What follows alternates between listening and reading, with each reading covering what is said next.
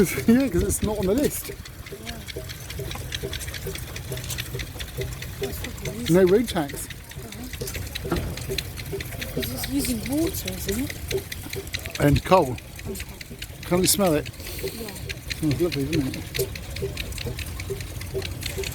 We're going to be talking about some of our great heritage when it comes to producing steam engines, and of course they are important. They were a very, very short-lived era in our heritage, and of course steam engines performed many roles.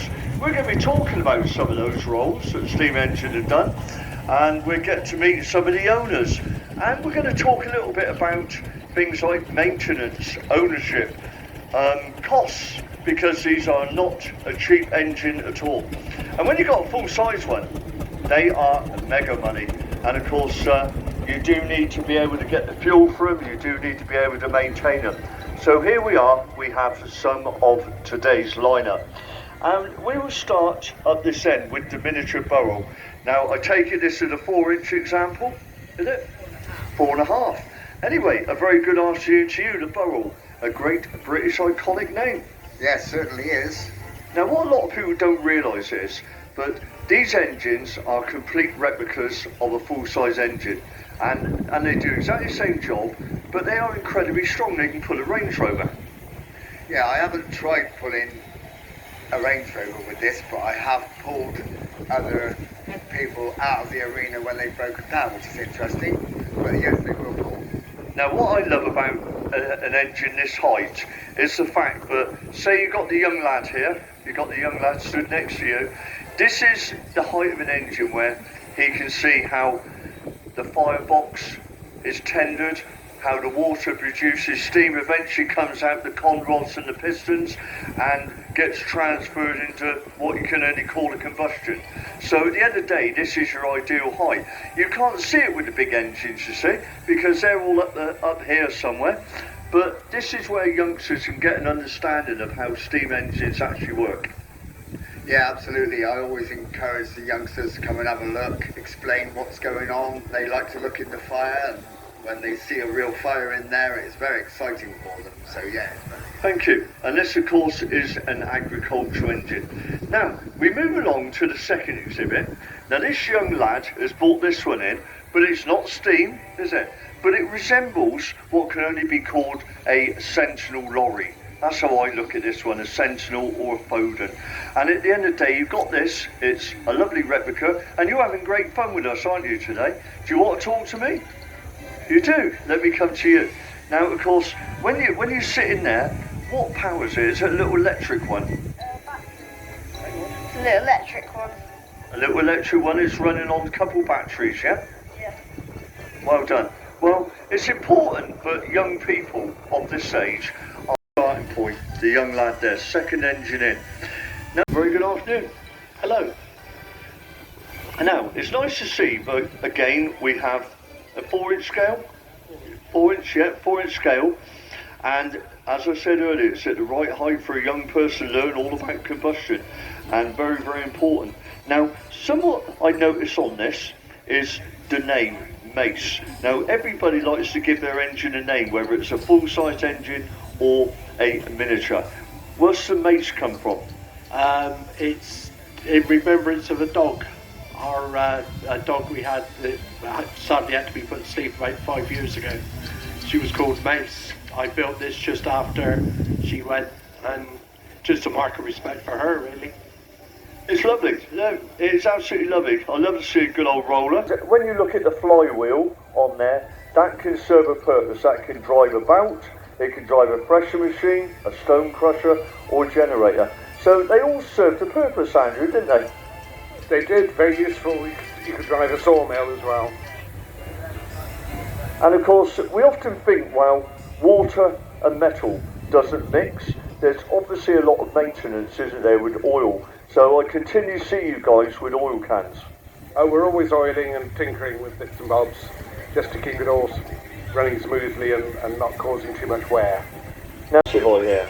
Yeah, definitely. I've been running on anthracite nuts, and it's either going out or you've got all the big fire and you can't get rid of it. It's amazing, really. But yeah, anthracite nuts, they run on that, no problem? It's not as nice as steam coal, but yeah, it will run on anthracite. I could fire it completely on just wood, I think. I haven't had to yet. Okay, well thank you. That is the John Foster there, built in Lincoln. Now, what you've got to remember is these 4-inch scale are 1/3 the size of a full-size engine. If you have a 6-inch scale, that is half of a full-size engine. If you have a 3-inch scale, that is a quarter full-size. Anyway, now we move along the lineup to something rather different. Now this is a ploughing engine. Now of course this one is called Adrian. We'll come to where the name comes from in a moment. But a ploughing engine normally works in pairs. You have the right hand and the left hand. This is the right hand version, isn't it? A very good afternoon. Yeah, indeed it is right hand. There's the rope comes out the right hand side of the engine as you sit from the driving position. So yeah, pair. It was a very sort of short period for steam, about early 1900 to about 1930, when the last set of heritage. Brilliant, yeah. Can't do it now. No, I think we struggle. Well, thanks for bringing along the William Foster there. Lovely engine, and if you get a chance to have a look at these and you've got any questions for any of the owners, please do ask them, because they'll be able to chat to you and show you what does what, because there is a lot to them. Now the final engine on the lineup here is the Marshall. Now Marshall is a Gainsborough, Lincolnshire company, and if you look along at most of the engines, there is a Lincolnshire connection, and of course Marshall was one of those. Have we got the driver here? We have, haven't we? Hello, and this is your engine, is it, this one? Right, now experiencing a steam engine, I have never had to do it, I've only ever looked at it. What's it like owning one? Deep pockets and lots of fun? A lot of work.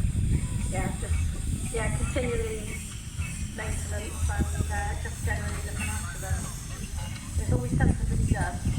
Can I make mention up at the small miniatures about how they're at the right height to be able to see what produces the fire right the way through to you get the steam and the pistons and the combustion, and that is just right, you can understand it, whereas up here you almost can't see the full workings, can you, because they are so, but at the end of St Alan down near True Road, we bought it in 1988, and it was completely worn out, so we renovated it to what it is now, so new tender, boiler, firebox.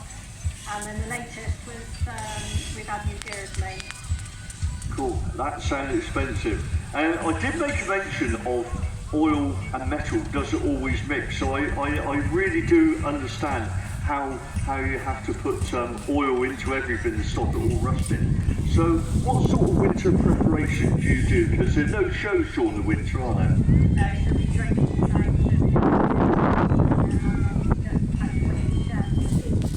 Lovely, beautiful, lovely to see it. Thank you for bringing the Marshall into the arena today.